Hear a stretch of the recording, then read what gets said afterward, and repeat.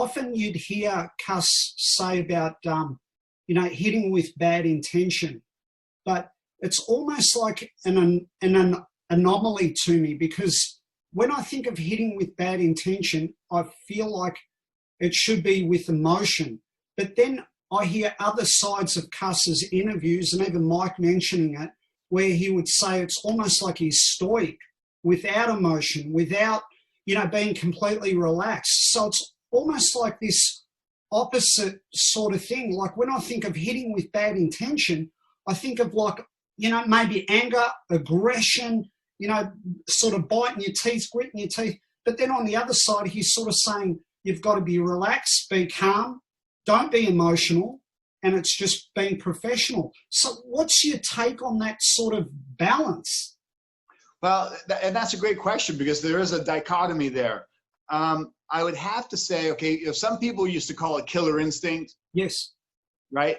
So if you looked at like killer instinct, would you think about that being an emotion? It probably not. Just like it's just that there's a quality, there's something in that, like when you throw that punch, there's a little extra snap. But you can't, when you have emotion is more like you said, anger or frustration. Oh, so that's yes. That those are things that could alter your sensibility, your clarity, and it kind of clouds the objective of what's in front of you, which is to hit, not get hit. And so if you get frustrated, if you get hit a punch and you're frustrated, it's like, ugh, you can't see the other 5 punches coming at you. Yes. So you have to be void of all your emotion, and just be very, very stoic, very machine-like, but you also have to be systematic. When you throw a punch, you do it to land it, for it to be efficient, to be an effective punch, and you put snap in it. Now, not everybody's going to have that.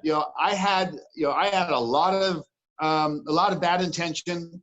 As much bad intention I had, Tyson had 5 times more, right? So there's those innate. It's an innate. You can't really teach it.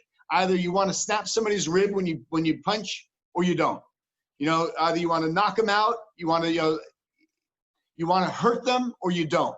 Now, it's not that it's emotionally. You're not emotionally charged about doing it. It's you're indifferent if it happens or not. In fact, you're not frustrated, or you're not even happy when it happens. You're systematically fighting it and doing it to be the most effective fighter possible, and damage the person so he can't pose a threat to you. So would that be, when the punch is being thrown, it's the follow through that does that? Sure. It's a snap. You have to have that bad intention. When you throw a punch, you're not throwing it to land and just tap tap tap tap tap. Like Mayweather or Roy Jones. Yeah. I mean, if I throw a punch, I'm gonna throw it with bad intentions. I want to knock somebody out. Yeah. I want to absolutely clear them, drop them, and follow through. Now, as you both know, for every punch you throw doesn't land cleanly. So one punch isn't everything. So that's why you have a system of fighting. You're hitting from different angles, but each punch you throw, whether it's a right uppercut or you come over here for the left hook and a straight right, you got to have bad intentions.